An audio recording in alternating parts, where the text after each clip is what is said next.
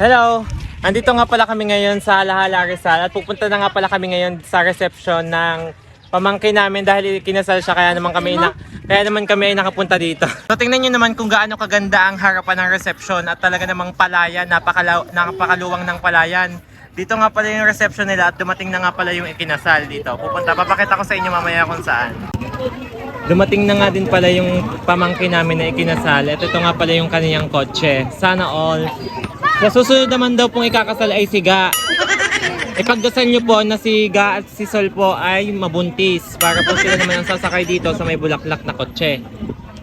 Ayan, abangan nyo po ang pagbaba ng ating nobya. Tulog ang bata. Shoutout nga pala kay Ate Minya. Yan po yung ina, yan po yung pinsa namin. Anak niya yung kinasala. Wow, sana all nakagown. Yan po yung gustong isuot ni Ga at ni Sol balang araw. Ate Minya, say hi! Di ba ang ganda dito sa Alahala Rizal? So ayan po, ang bagong kasal, sana all. Huwag mo yan kinulit.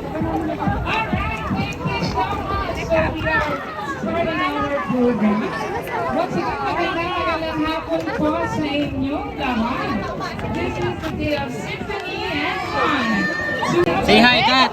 Sa'yo naman ang TikTok. Hi! Kakaldagan kayo doon. Say hi, guys!